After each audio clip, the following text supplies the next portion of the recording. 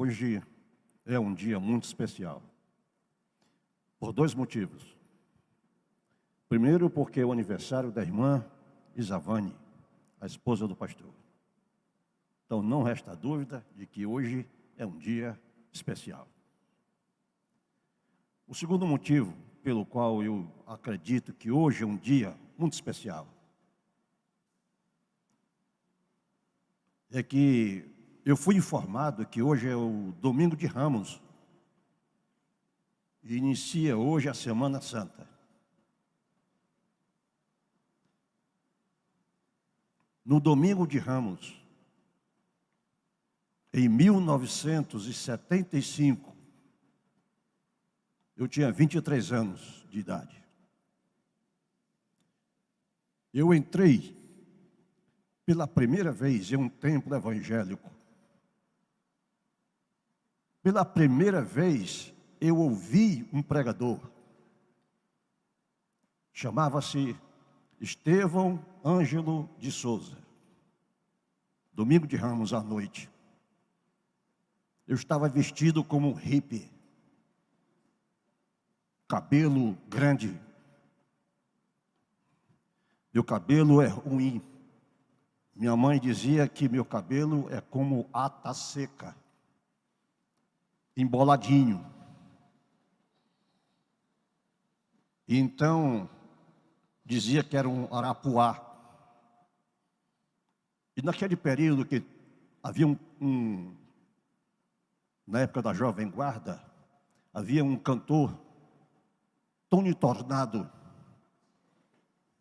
que ele inventou uma moda chamada Black Power.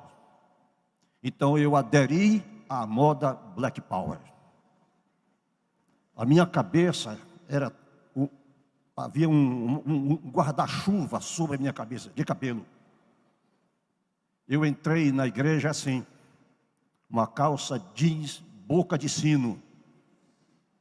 Já ouviu falar nesse modelo? Aquele tipo de calça que Elvis Presley, o cantor que criou o rock and roll. Eu estava com a calça jeans, boca de sino, de tênis. Uma jaqueta jeans. Eu estava trajado como um hippie. Eu era defensor daquele gesto. Isso aqui, faça amor, não faça guerra. Paz e amor. Essa é a minha filosofia da época. A minha mente estava voltada para o mundo, mas naquele dia não. Eu entrei no templo sedento para ouvir a palavra de Deus. Nesse dia eu me converti. 3 meses depois, eu estava nessa igreja. E um diácono chamado Francisco Cunha tinha um grupo de jovens que saía para pregar nas ruas todo domingo à tarde. 3 meses depois que eu me converti, eu fui com esse grupo para a praça do cemitério do Gavião. E preguei da seguinte forma. O irmão Francisco Cunha dirigiu o culto e na hora de passar a palavra para o pregador, ele não sabia quem ia pregar. Ele mesmo não tinha escolhido. E ficou com o microfone procurando algum candidato. Virou para mim e disse, o pregador vai ser o irmão Vidigal. Foi a primeira vez que eu usei o microfone para falar. Preguei na praça. E quando eu voltei, eu não era mais o mesmo. Uma fome de carreira. Na minha mente não havia mais outra coisa para eu me dedicar à vida, a não ser a pregar. Isso foi no domingo. Na segunda-feira eu comprei uma Bíblia. E comecei a ler. Com menos de 4 meses, eu li a Bíblia de Gênesis a Apocalipse. Já são 50 anos, hoje eu completo 50 anos de convertido. E hoje eu vou pregar. E o tema é pregação. Eu não escolhi esse tema. Foi me entregue. E o texto também, que eu vou ler. Por isso, esse dia é um dia especial. 3 meses depois que eu preguei a primeira vez, eu fiz um voto de consagração a Deus. Eu vi um seminarista pregando, ele era um presbiteriano, pregando na primeira igreja batista. Era naquele quadro, o templo era ali. E na minha mente veio, os crentes têm seminaristas, tem seminário. Isso foi num domingo. No sábado seguinte eu morava num pensionato de estudantes. Eu procurei uma parte do prédio que estava em ruínas, cheio de mato, sabia que ninguém entrava lá. E lá eu me refugiei, me ajoelhei e disse a Deus: Senhor, eu acredito que a vontade o Senhor move para fazer a tua obra. E eu tenho sede de fazer tua vontade, mas não sei o que o Senhor quer que eu faça. Mas neste momento eu estou fazendo um voto de consagração. De agora em diante, dispõe de mim para o que o Senhor quiser. Se o Senhor permitir que eu escolha, eu quero ser um pregador. Então, Deus abriu a porta de um seminário. E em março de 1976, eu entrei para o seminário. No dia 30 de novembro de 75, eu fui batizado. Eu tinha vindo de uma viagem onde nós estávamos planejando um trabalho missionário na região do Alto Turi. Fomos até o Gurupi. Quando eu cheguei da viagem, o carro parou na porta da igreja. Eu estava só de bermuda. O culto já tinha começado, era o domingo, dia do meu batismo. Eu entrei para o batistério de bermuda. Botaram uma batina por cima, uma bata de branco, eu me vesti e fui batizado. 50 anos se passaram. E hoje eu vou falar sobre pregação. Eu quero ler uma passagem bíblica na segunda epístola de Paulo a Timóteo, capítulo 4. Nós vamos ler do versículo 1 ao 5. 2 Timóteo, capítulo 4, versículos 1 ao 5. Assim diz a palavra do Senhor: conjuro-te perante Deus e Cristo Jesus, que há de julgar os vivos e os mortos, pela sua manifestação e pelo seu reino. Prega a palavra, insta, quer seja oportuno, quer não. Corrige, repreende, exorta com toda longanimidade e doutrina. Pois haverá tempo em que não suportarão a sã doutrina. Pelo contrário, cercar-se-ão de mestres segundo as suas próprias cobiças, como que sentindo coceira nos ouvidos. E se recusarão a dar ouvidos à verdade, entregando-se às fábulas. Tu, porém, sê sóbrio em todas as coisas, suporta as aflições, faze o trabalho de um evangelista, cumpre cabalmente o teu ministério.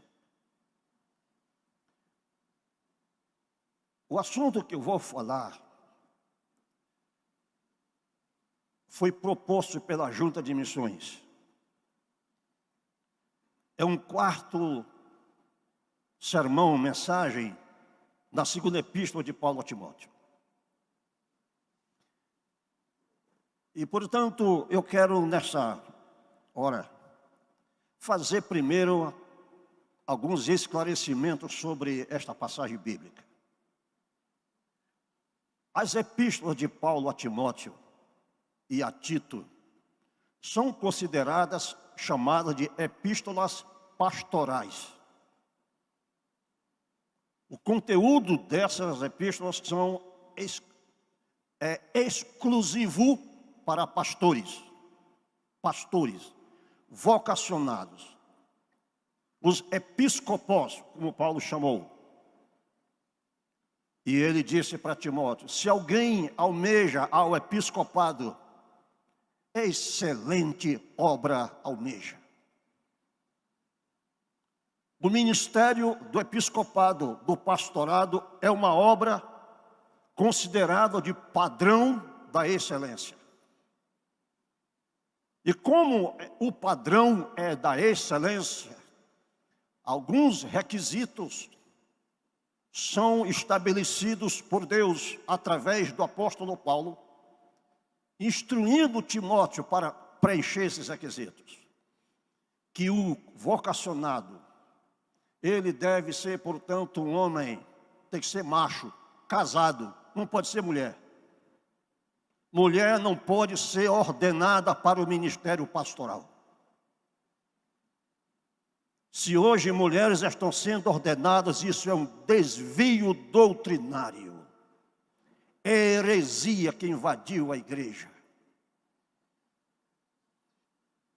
Você pode não gostar da ideia, se você é mulher e você se julga pastora e gosta de ser assim chamada, por vaidade, porque isso parece que dá status. Não, está errada a ideia. Paulo diz que tem que ser esposo de uma só mulher. E dentre os requisitos, os critérios que ele estabelece, ele diz que ele tem que ser apto para ensinar.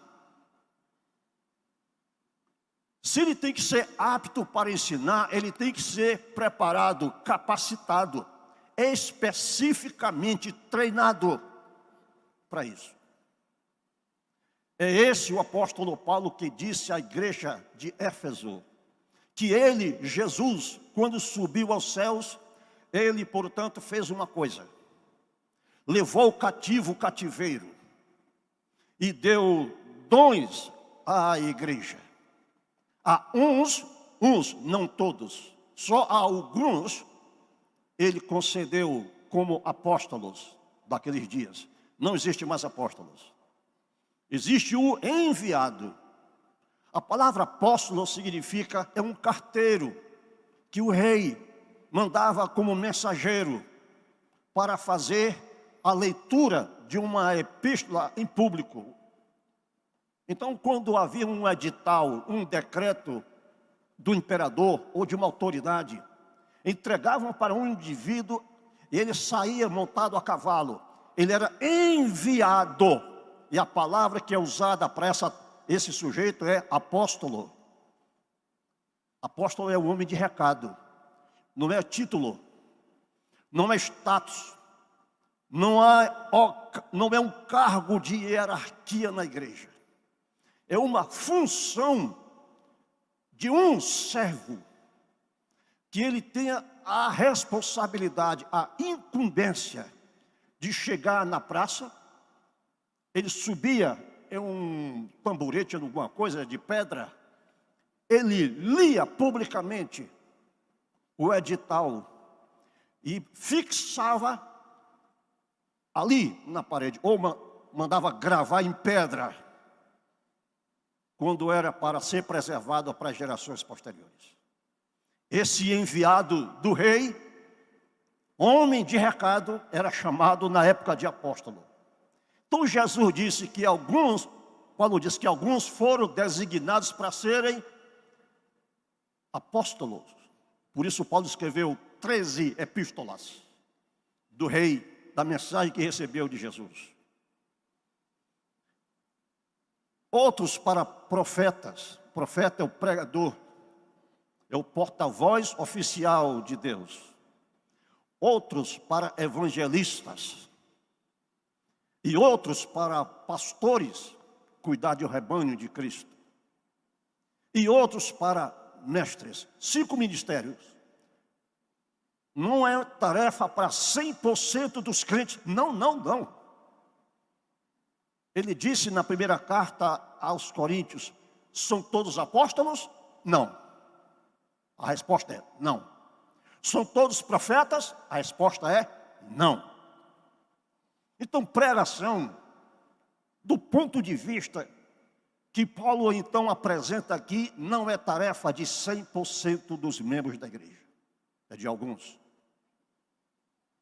Mas, por que a pregação é necessária na igreja? Para edificar a igreja, para edificar os santos, para que estes santos sejam treinados, habilitados para o exercício do seu ministério. E esse serviço de pregação que edifica aqueles que vão se dedicar ao ministério eclesiástico, esse ministério é para a edificação do corpo de Cristo, da igreja. Isso é um processo que vai durar até que todos cheguemos à unidade da fé. Significa uma só doutrina. A igreja tem que ser unânime, de um mesmo parecer nas questões espirituais, das questões relacionadas à revelação de Deus. A verdade é uma só. E Deus é o detentor absoluto da verdade. E Jesus é a verdade que se encarnou e proclamou tal verdade, dizendo que a verdade haveria de libertar. Liberta o homem da ignorância, liberta o homem da superstição e o protege contra as heresias, os erros doutrinários. Neste sentido, com esta perspectiva, o apóstolo Paulo então escreveu 2 cartas para Timóteo. Foi discípulo de Paulo. Timóteo era filho de um grego, de um estrangeiro. Não era judeu o pai dele. A mãe era, e a avó também. Como não se faz menção da presença do pai, é provável que ele fosse um militar que morreu em campo de batalha. A mãe era viúva. E Timóteo, desde menino, pequenininho, ele aprendeu as sagradas letras. Cresceu, e Paulo, que não se casou, não teve esposa, resolveu adotá-lo como um filho. E o instruiu, porque Paulo era rabino, formado na escola dos rabinos, que o avô de Gamaliel, um homem chamado Hilel, fundou a escola de rabinos em Jerusalém. O neto de Hilel, que chamava-se Gamaliel, foi professor de teologia, que Paulo bebeu esse conhecimento. Paulo era um homem letrado, falava 4 idiomas. O latim, a língua oficial do Império Romano. O hebraico, porque ele era rabino, ele lia a escritura em hebraico. O aramaico era o dialeto da Judéia naqueles dias. O grego era a língua universal, como o inglês é hoje. Tinha mais uma. Ele falava o árabe. Ele passou 14 anos na Arábia. Muito tempo. Não era qualquer um. Foi um homem que alcançou um padrão de conhecedor, um homem letrado. Foi por isso que no tribunal o presidente do tribunal disse: esse homem é um tagarela. E disse para ele: as muitas letras te fazem delirar. Quem sabe muito é um perigo, é uma ameaça. Quando o homem é dotado de saber, os ignorantes o invejam e o descartam para não falar, porque ele é uma ameaça. Trazer luz de conhecimento que esclarece a verdade pode levantar opositores. Esse é um grande risco. E a igreja se dividiu ao longo da história por causa disso. Houve um homem chamado João Crisóstomo. Ele foi apelidado de Boca de Ouro. Talento, dom não tem idade nem tamanho físico como critério. Esses critérios humanos estão descartados. O pregador batista mais famoso da história dos batistas foi um inglês chamado Charles Spurgeon. Ele foi ordenado para o ministério pastoral aos 17 anos de idade. Se tornou o pregador, o orador de ouro. A Europa vinha, caravanas vinham de diversos países em carruagens para ouvir ele na cidade de Londres. Nós nos orgulhamos da nossa história por causa desse homem, grande pregador. Foi na Inglaterra, no tempo dele, que surgiu John Wesley. John Wesley se ajoelhou uma vez e orou a Deus, pedindo que Deus o ungisse de tal forma que se tornasse um grande pregador da Inglaterra. E se tornou um grande pregador. Ele foi o fundador da igreja metodista, pregador de massa. Ele não competia com Spurgeon, não. Mas ele foi um homem que se tornou conhecedor. No século XX, um norte-americano chamado Billy Graham era estudante de um seminário, preparava-se para o ministério. Fizeram uma viagem de excursão para Londres, para a Inglaterra. E lá o professor que dirigia a caravana disse: vamos visitar o prédio onde morou John Wesley. Eles foram. Billy Graham entrou no quarto de John Wesley. E ao lado da cama havia um tapete, onde o tapete era fundo em 2 lugares. As marcas dos joelhos, onde John Wesley se curvava para orar, se preparando para pregar. Billy Graham orou, colocou os joelhos ali naquele tapete. E ele invocou a Deus dizendo: Senhor, faz de novo.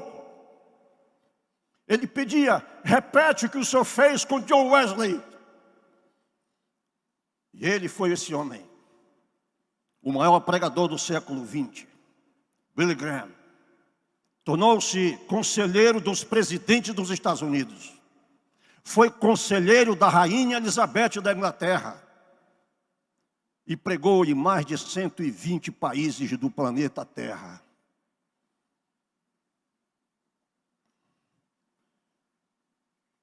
Esses homens essa geração acabou. A igreja não está mais ouvindo esses grandes evangelistas. Eles são escassos. E quando eles falam que pessoas se interessam por ouvi-los, o rebanho dá preferência para eles e causa inveja àqueles que não atraem.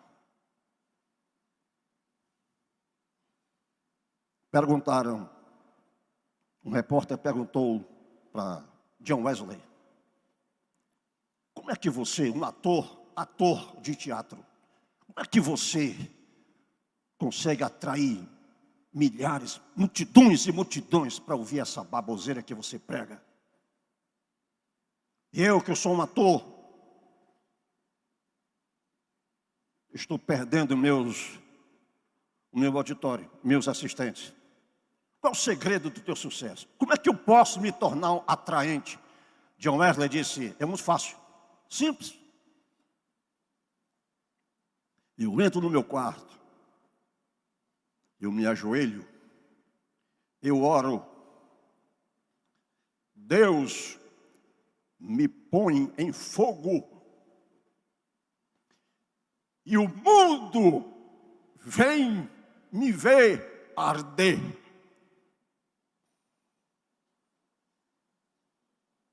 Deus não está interessado na fama de homens, mas Ele está interessado em que exista pessoas que se interessem pelo ouvir a verdade, a palavra dEle.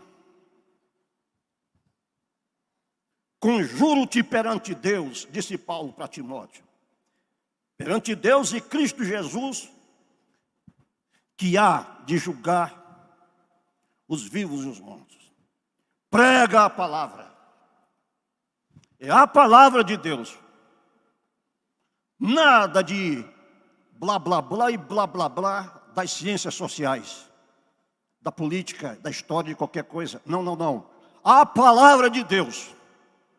O púlpito é sagrado, é a tribuna sagrada. E aqui é o lugar onde as escrituras são colocadas, como nas sinagogas e como Jesus fez na sinagoga. E pregou. Aqui é o lugar onde só a palavra de Deus deve ser anunciada. Sem mistura e sem interesses pessoais do pregador.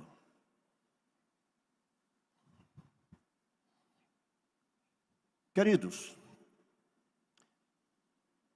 eu quero nessa manhã, com base nessa declaração de Paulo, conjuro-te perante Deus e Cristo Jesus, que pregues a palavra. Prega a palavra. A palavra está, o verbo está no imperativo. Isso não é uma sugestão. Isso não é uma palavra apenas de incentivo. Isso soa como ordem, como mandamento.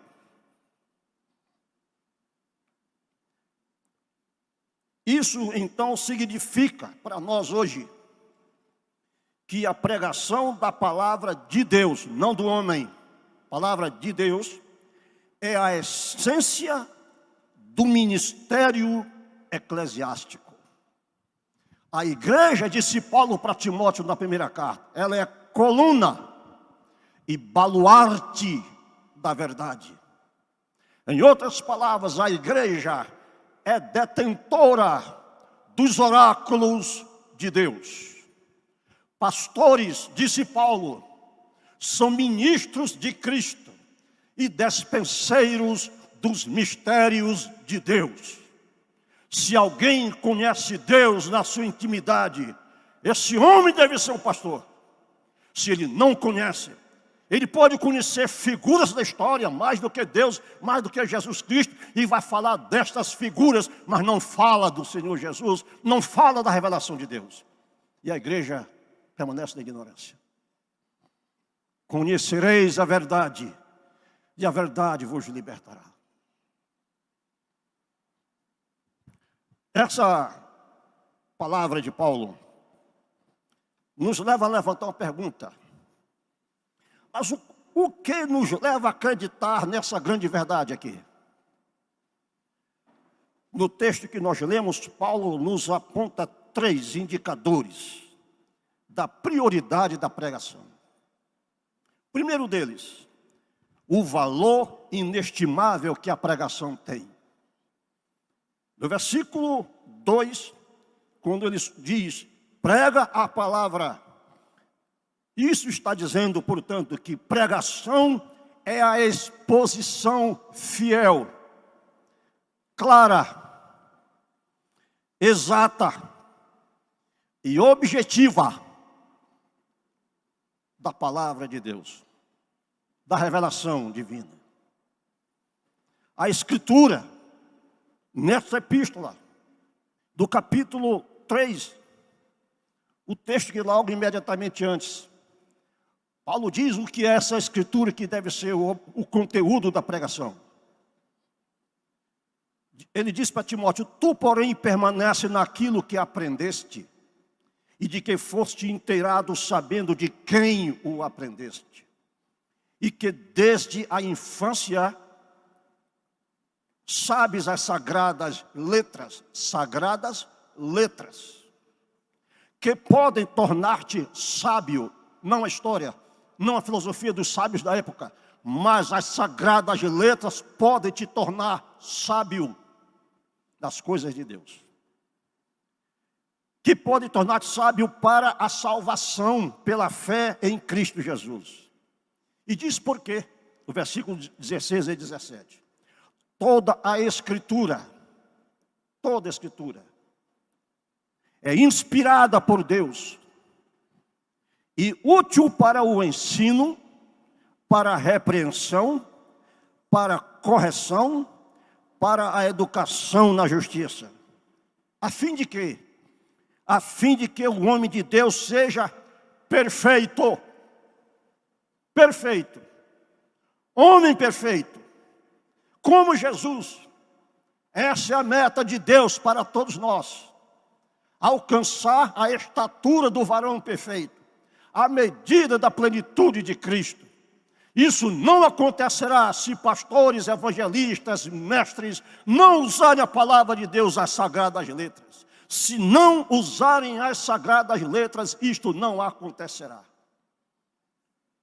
Portanto, é indispensável que isso aconteça, que estas sagradas letras sejam anunciadas. Vamos ainda mais. Então, o valor inestimável da pregação se consiste no conceito que ela tem, a exposição fiel da revelação de Deus. Segundo, o valor manifesto no conteúdo da mensagem. Versículo 3, a sã doutrina. Doutrina, instrução para o ignorante. Instrução que vai ajudá-lo a ter discernimento de quais devem ser as suas atitudes, seu padrão de comportamento, as coisas, como ele se relaciona com Deus e aquilo necessário para o seu ministério, para o serviço na igreja. O valor respaldado pela demanda urgente. Insta a tempo e fora de tempo. Paulo está dizendo: esteja solenemente pronto para falar a qualquer momento. Não depende de oportunidade que surja. Quer tenha oportunidade, quer não, prega continuamente. O segundo indicador, por que a pregação deve ser prioritária, é o prejuízo devastador causado pela apostasia. Queridos, apostasia é profetizada pelo apóstolo Paulo. Ele disse: nos últimos dias virão escarnecedores, haverão pregadores de doutrinas de demônios, pessoas que vão estar, portanto, trazendo para a igreja ideias diabólicas, fazendo uso da Escritura. Distorce o significado, o sentido da Bíblia, para dar credibilidade. Usando a Bíblia, fazem acreditar nas mentiras que pregam, para satisfazer os seus interesses pessoais.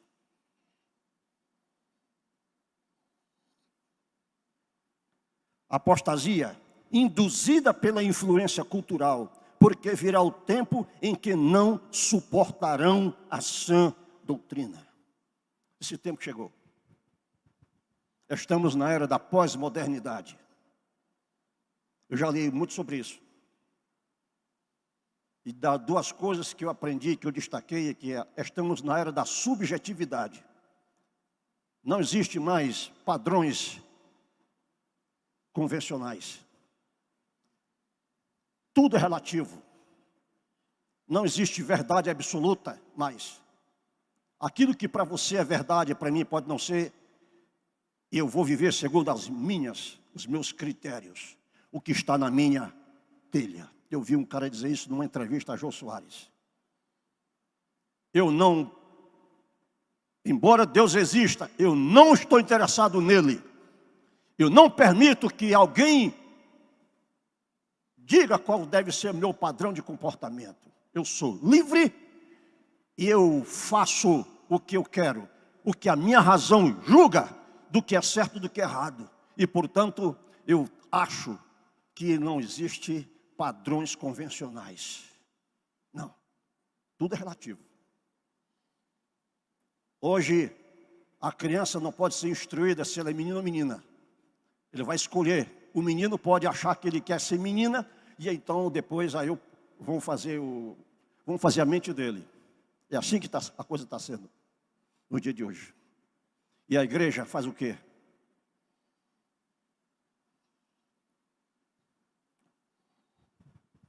Cercação de mestres segundo as suas próprias cobiças, como que sentindo coceira nos ouvidos. A coceira, vontade de ouvir, não Bíblia mais.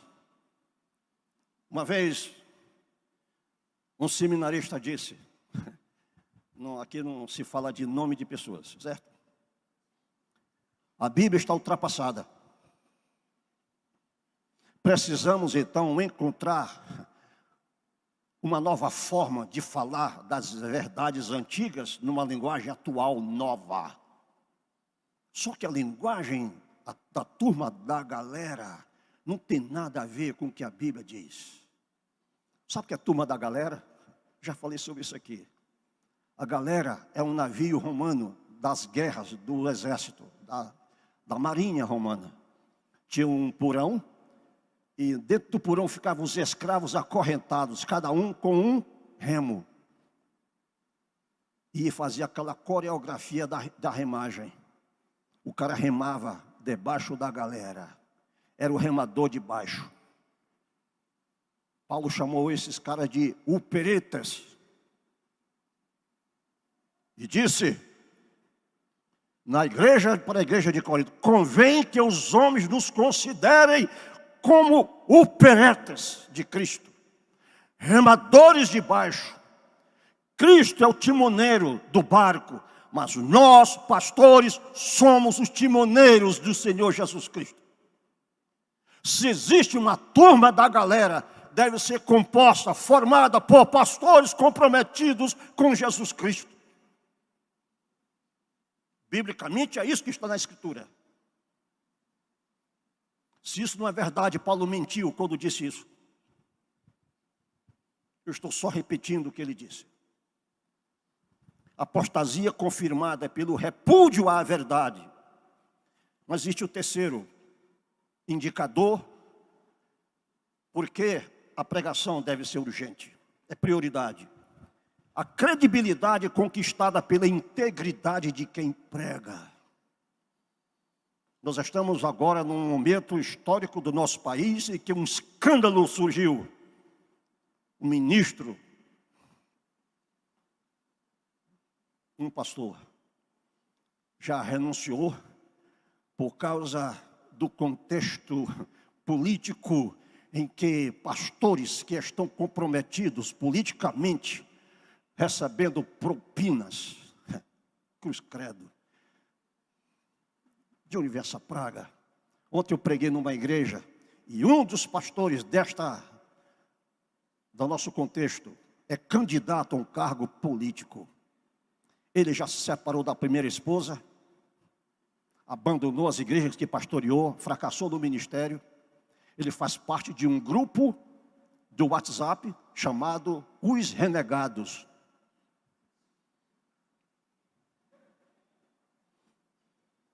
O número é grande de pastores que fazem parte desse grupo. É grande. Eu digo porque me chamaram para entrar para o grupo. Acharam que eu sou um renegado porque eu não sou pastor de igreja. Que as portas estão fechadas para mim, então eu sou renegado. Eu entrei em silêncio. Eu só li as baixarias, o vômito do ódio, das críticas, das ironias contra a igreja, a denominação, e os pastores e o seminário. E um deles diz: o seminário batista de São Luís deve fechar. E nós temos que acabar com ele. Eu saí em silêncio desse grupo, sem escrever uma letra, durante todo o meu período que eu estive lá, só para ouvir a curiosidade, a vontade de saber quem é o que está do outro lado. Eu tenho que conhecer quem são os falsos e como enfrentá-los. Queridos, você pode estar escandalizado, mas Jesus falou desta geração sobre isso, que nos últimos dias virão falsos profetas, que vão enganar a muitos, com possibilidade de enganar até os escolhidos. Se você está na ignorância, é vítima fácil. Por isso você precisa ter sede de conhecimento, fome de ouvir Bíblia, e deve haver pregadores idôneos, cuja integridade moral e espiritual seja comprovada e respaldada pela Escritura. Integridade comprovada pela lucidez moral. Tu, porém, sê sóbrio em todas as coisas. Verso 5. Integridade inabalável, mesmo diante do sofrimento. Sofre as aflições. Paulo foi chicoteado. Ele fez uma lista das torturas que ele sofreu. E quando ele foi para Jerusalém, os pastores, os presbíteros disseram: um profeta pegou o cinto de Paulo, se amarrou e disse: assim farão com o dono deste cinto. E os pastores daquele concílio que estavam reunidos com Paulo começaram a chorar. Bando de macho chorando, com pena de Paulo. E Paulo diz: por que vocês estão chorando? Pensam que vão me comover? Não vão não. O Espírito Santo de Deus me revela, de cidade em cidade para onde eu vou, que me esperam cadeias e tribulações. Mas em nada eu tenho a minha vida como preciosa para mim mesmo, contanto que eu cumpra o meu ministério, que eu recebi do Senhor Jesus Cristo. Paulo disse para Timóteo: cumpre,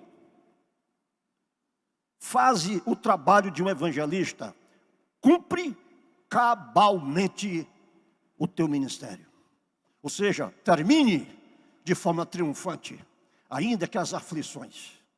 Eu já recebi 2 ameaças de morte, eu estou vivo, e os que me ameaçaram estão mortos. E foi ameaça de morte dentro da igreja. Em sala de aula, o seminarista se levantou para me espancar. Ele fechou o punho, veio em cima e disse: tu não é professor, e chamou um palavrão, P nenhuma. Tu não tem competência para isso, tu é de instrução, tu não sabe nem de Bíblia. E vem aqui dar aula no seminário. Fechou a mão para me dar um murro. 4 rapazes seguraram ele, 4 alunos, e foi difícil contê-lo para tirá-lo da sala de aula. Aflições são indispensáveis, faz parte.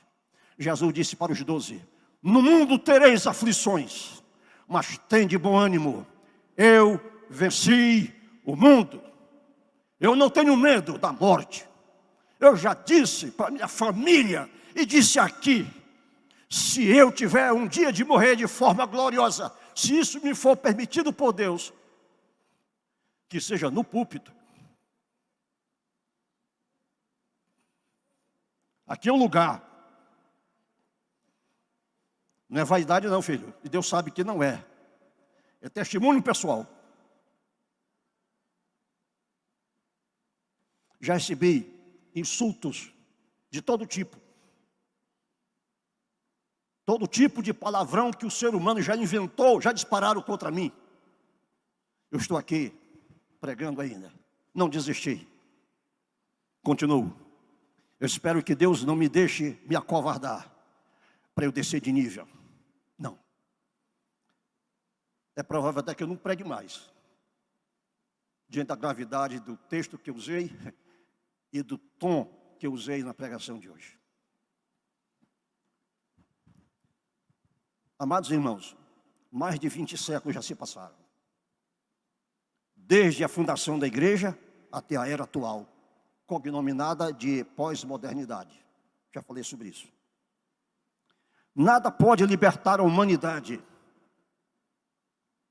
da crise existencial em que ela vive.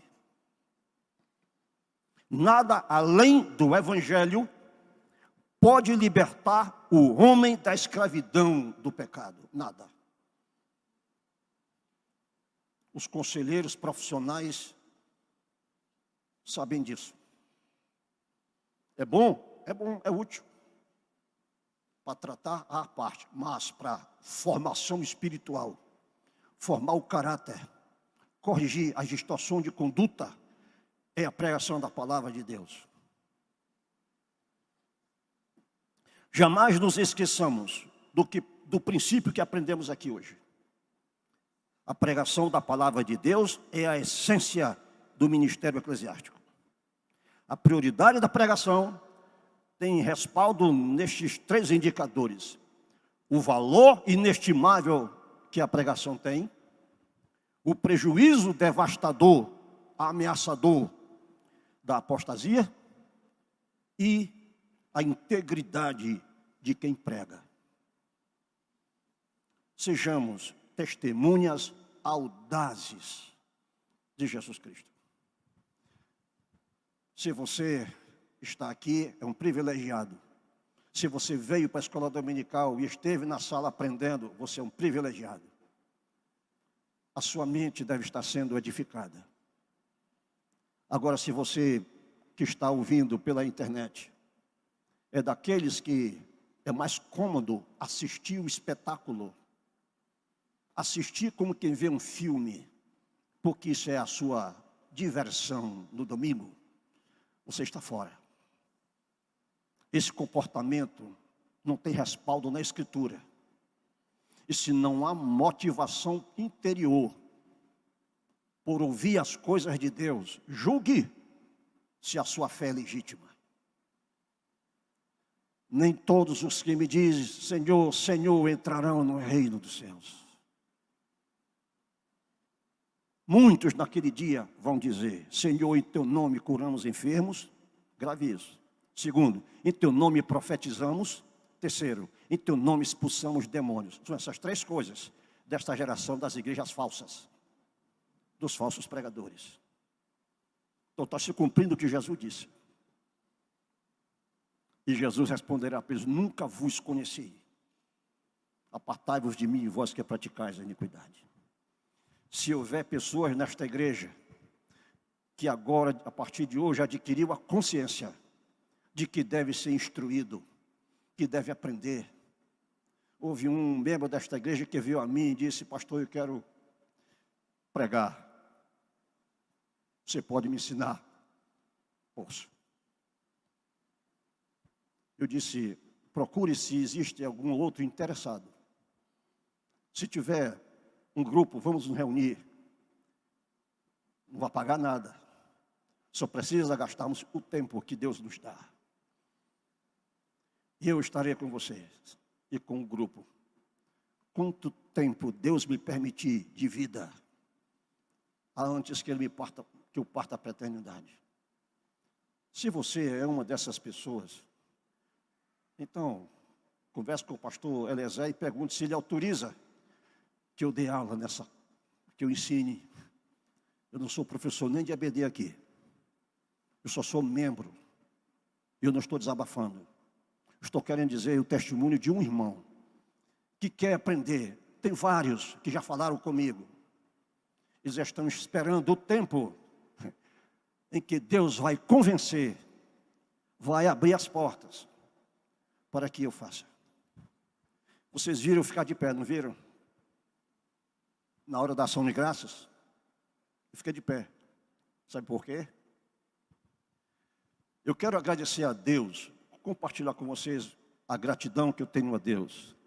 Porque nesta semana, eu concluí definitivamente tudo do mestrado. da Faculdade Batista do Paraná. Recebi o título de mestre em teologia.